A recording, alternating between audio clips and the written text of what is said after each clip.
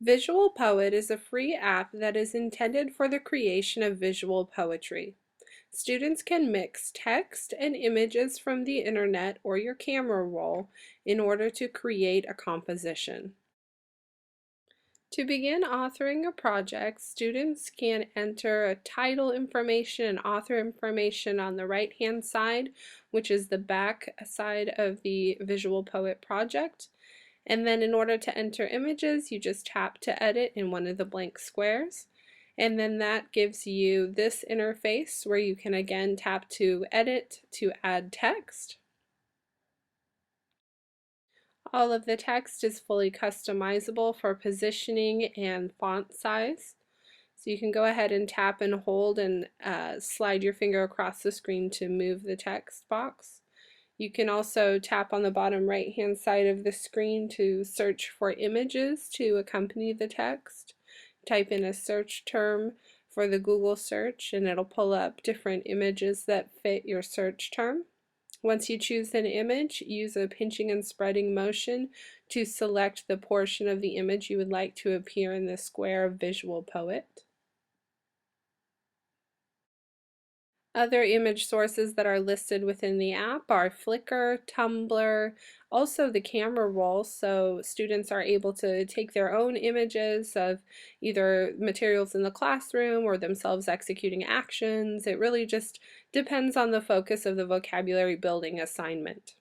The Visual Poet is an app that can be easily integrated in any content area or with any grade level of student. So for the other two frames, we're just going to rinse and repeat the pattern. So searching keywords to find the right images and tapping to add text, customizing as we go. For assignments in which you would traditionally ask students to draw a picture and offer a definition, Visual Poet makes a nice alternative. Also on the right hand side of the screen, where there is credit information, you can also use this as a chance to teach digital citizenship and literacy skills and proper citation of sources. When it comes time to export student work, exporting options are somewhat limited. So under the share option, it says publish to email. So if you don't have email accounts set up on student iPads, this might not be a great exporting option. You might choose to do a screen capture instead. But if you do have that function available, you can go ahead and export in that manner. Another thing that you can do within the app is to browse already completed projects, which is a nice opportunity for students, particularly in a one-to-one program, to go back and review previous vocabulary assignments. To work on a new project, students tap Scrap, and then there will be a dialog box that asks if they are sure they'd like to execute the action in order to work on a new editable project.